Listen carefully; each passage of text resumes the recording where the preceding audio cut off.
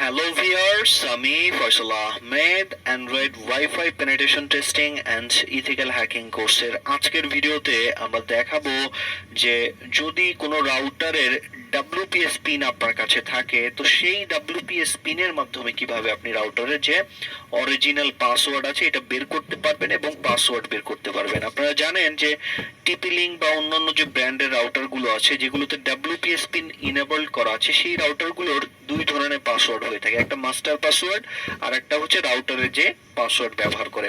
একটা রাউটারের যে পাসওয়ার্ড আছে যে কোনো পাসওয়ার্ড ব্যবহার করতে পারে, আর যে ডাব্লিউপিএস পিনটা থাকে এটা রাউটারের মধ্যেই থাকে। তো এই ডাব্লিউপিএস পিন যদি আপনার জানা থাকে তাহলে রাউটারের যে কোনো পাসওয়ার্ডই ব্যবহার করুক না কেন আপনি এই পিনের মাধ্যমে রাউটারের পাসওয়ার্ডটা বের করতে পারবেন।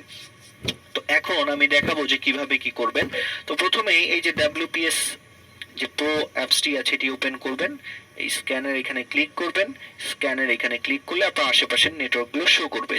যেই রাউটারের ডাব্লিউপিএস পিন ইনেবল করা আছে এটার মধ্যে ক্লিক করবেন, এখান থেকে কাস্টম পিনে ক্লিক করবেন। কাস্টম পিনে ক্লিক করার পরে এখানে আপনার যে রাউটারের ডাব্লিউপিএস পিনটা আছে এটা রাউটারের মধ্যে আপনি পেয়ে যাবেন।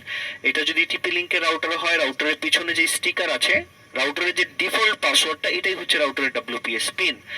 এছাড়াও আপনি রাউটারের যে পিছনে স্টিকার আছে এখানে পিনটা পেয়ে যাবেন, 8 সংখ্যার একটা পিন থাকে। বা আপনি যদি রাউটারের মধ্যে লগ ইন করেন অ্যাডমিন প্যানেলে লগ ইন করার পরে আপনার ওয়্যারলেস সেটিংসে ক্লিক করবেন, ওইখান থেকে আপনার নিচে দেখবেন অপশনের মধ্যে ডাব্লিউপিএস লেখা আছে, ওখানে ক্লিক করলে কিন্তু আপনি ডাব্লিউপিএস পিনটা পেয়ে যাবেন। তো আমার এই রাউটারের ডাব্লিউপিএস পিনটা আমি জানি, এখানে বসাই দিচ্ছি আমি। তো এইটার যে পিন আছে এই পিন দিয়ে আমি পাসওয়ার্ড বের করবো। তো আমি পিনটা এখানে টাইপ করছি 12431700। এটা হচ্ছে রাউটারের ডাব্লিউপিএস পিন। তো অবশ্যই এই কাজটি করার জন্য আপনার ফোনটি রুটেড হতে হবে।